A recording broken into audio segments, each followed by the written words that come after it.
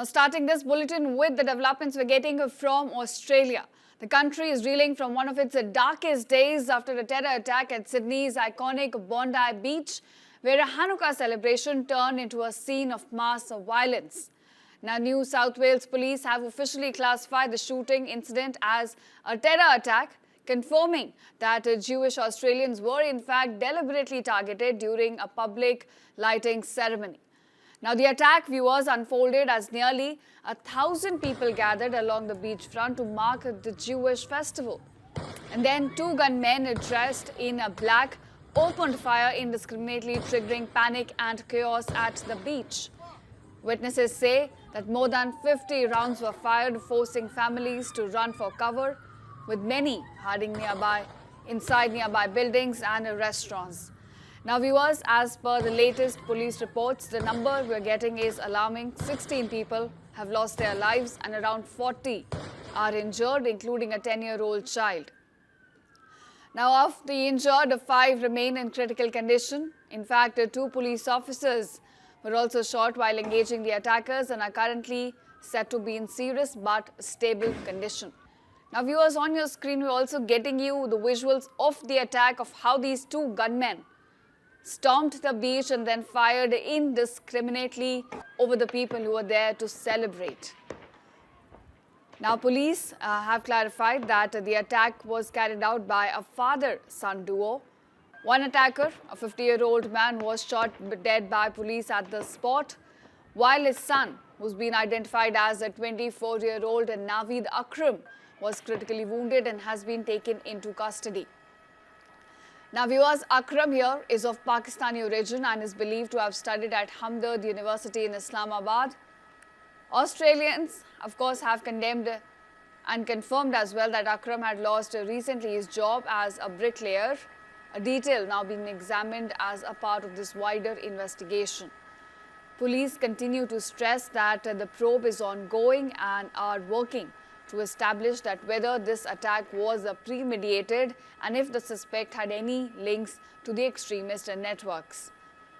In fact, investigators later also discovered an improvised explosive device inside the vehicle which was linked to the attackers.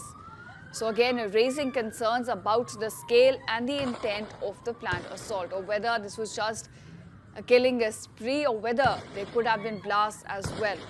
Let's listen in as to what the police on the ground is saying now.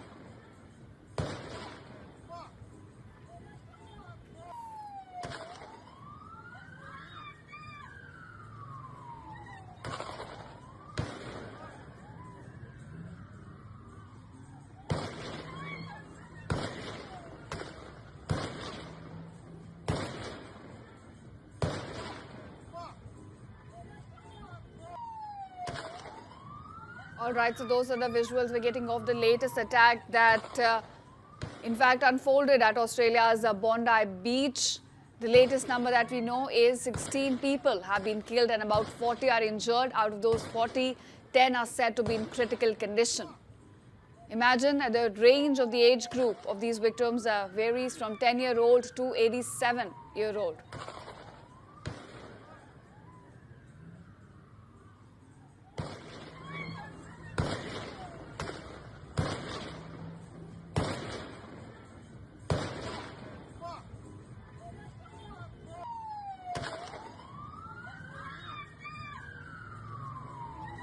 Celebrate a happy occasion, the celebration of Hanukkah, and there was well over 1,000 people there when this took place.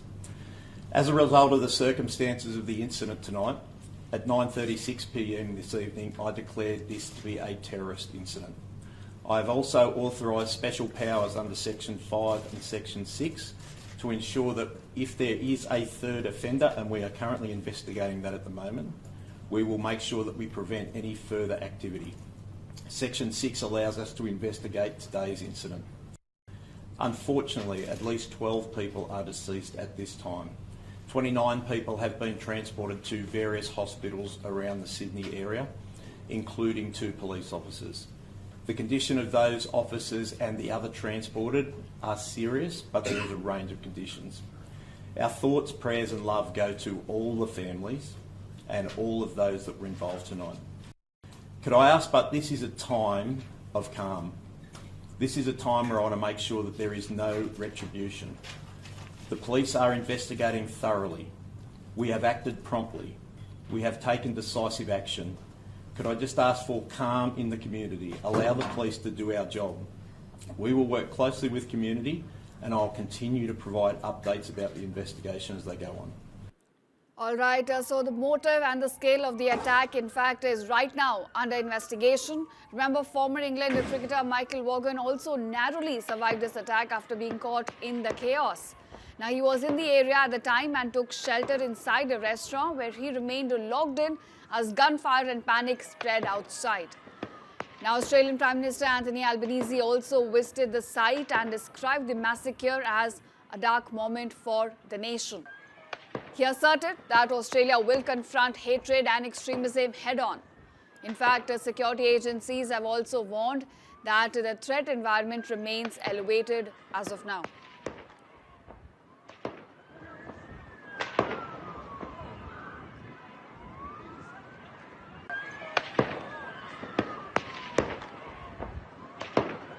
What we saw yesterday was an act of pure evil, an act of anti-Semitism, an act of terrorism on our shores in an iconic Australian location, Bondi Beach, that is associated with joy, associated with families gathering, associated with celebrations, and it is forever tarnished by what has occurred last evening.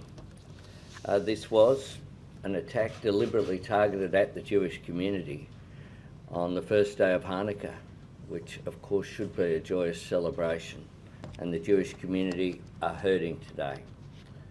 Today, all Australians wrap our arms around them and say, we stand with you.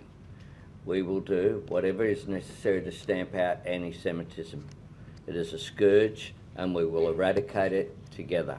Incident at Bondi. Now, viewers, words of solidarity, support and condolences have been pouring in from around the world. World leaders here have condemned the attack in the strongest possible terms. India's Prime Minister reiterated India's zero tolerance for terrorism. The United States as well strongly denounced the violence and expressed solidarity with the Jewish community. Meanwhile, Israeli Prime Minister Benjamin Netanyahu also condemned the attack and criticized, in fact, the Australian Prime Minister as well, alleging failures in addressing rising anti-Semitism and protecting the Jewish community in the country. On August 17th, about 4 months ago, I sent Prime Minister Albanese of Australia a letter in which I gave him warning that the Australian government's policy was promoting and encouraging anti-Semitism in Australia. I wrote, "Your call for a Palestinian state pours fuel on the anti-Semitic fire. It rewards Hamas terrorism. It emboldens those who menace Australian Jews and encourages the Jew hatred now stalking your streets. Anti-Semitism is a cancer. It spreads when leaders stay silent. It retreats when leaders act. I call upon you to replace weakness with action, appeasement with resolve." So viewers, as Australia mourns, officials have now increased security around religious sites nationwide, while investigations continue into the motive, networks and any wider threats linked to this terror attack. I heard the gunshots and, you know, I mean, it's just behind me. Like, I think that these scenes have unfortunately become no longer unprecedented in Bondi after the Bondi Junction attack and now this. There was a Jewish Hanukkah festival. Fish in a barrel. Like, the guy had I think of what I've been told, he had an automatic rifle, big gun, standing on the bridge and just target practice. It was a Hanukkah event. It was a Jewish event. It was full of grandparents and grandchildren celebrating their religious event together.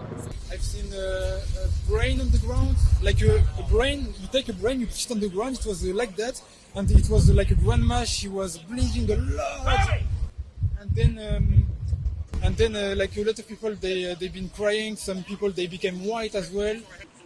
And at the time I was on the FaceTime with my family from back home, and I just was sat watching a bit of YouTube, and on FaceTime to them I just heard what sounded like fireworks going off, and it was just multiple going off. So I sort of opened the blind to see what was going on, and I just saw an older lady get shot, and she was on the floor. Saw an older guy get shot, very badly injured on the left-hand side, and I just saw a bunch of people screaming, run towards me. I didn't know what was going on. At the time, I was on FaceTime to them, so they were just shouting and screaming, saying, get cover, get cover. So I ran to my front door. This is what globalized the Intifada looks like in practice. This is globalizing the Intifada. There have been numerous rise in violent attacks against the Jewish community of Australia. It's one of the more prominent Jewish communities in the world. It's one that's lived in relative peace and without anti-Semitism until recent years. After the October 7th massacre here in Israel, immediately you had violent marches calling for the death of Jews in the streets of Australia. This is before even a single Israeli soldier went into Gaza. You had a firebombing of a synagogue in Sydney not too long ago. Multiple attacks stopped. You recently had an IRGC Iranian intelligence operation that was thwarted in Australia, and actually the Australian government is looking into whether this attack is connected to the Iranian government. This is a serious problem that seemingly radical Islamist terrorism has once again managed to strike at a very peaceful Jewish community celebrating the Jewish holiday of Hanukkah, and unfortunately at least 11 are dead and 29 more are injured. Thankfully, to a bystander, a brave, heroic Australian bystander, not more people were injured in this attack. Something shocking, unexpected, if I say so. But yes, there was, adequate kind of signals coming, right? What Major Hans rightly said, since 7th of October, things of this kind, anti-Semitism was there. The last that had happened, I remember about 36 odd people dying, was by some mentally derailed man sometime in 1996, Port Arthur. And after this when what has happened now is indicative of the radicalization. And this, if it is not put to halt, unfortunately, what happens is we know people, one of the terror countries, Pakistan, where terror hubs are there. Pakistan uses terrorism as an instrument of state policy. But if in the entire world, what kind of a messaging do we give when we invite the chief of the army staff out to White House for dinners and luncheons and give them all kinds of things? This is what will happen. Because until and unless we come with a very heavy hand across the world that we are zero tolerance for terrorism. Terrorism has no religion whatsoever. Until and unless this message is conveyed that this is not acceptable. You can negotiate, you can talk, you can do all kinds of things, but using guns, look at this is something what happened in India in Pahalgam. You find similar thing happening over there. A festival being celebrated for nothing but, it's a very, very sacred festival, because after all, it is something to have recaptured Jerusalem by the Jews. And it is on that occasion that the Festival of Lights, this is also called the Festival of Lights. And this is what happens on that particular moment. I think it's dastardly. It's something that the entire world must just not condemn it, but must take steps to ensure that these kind of incidents don't happen again and again. Well, to be honest, I hope it will put Jewish communities on the alert, because there are many who are still complacent. We saw there are Jews who voted for Zora Mamdani in New York, who advocates for precisely this, for globalizing the Intifada. So I hope more people will awake, even if what it takes is these tragic circumstances.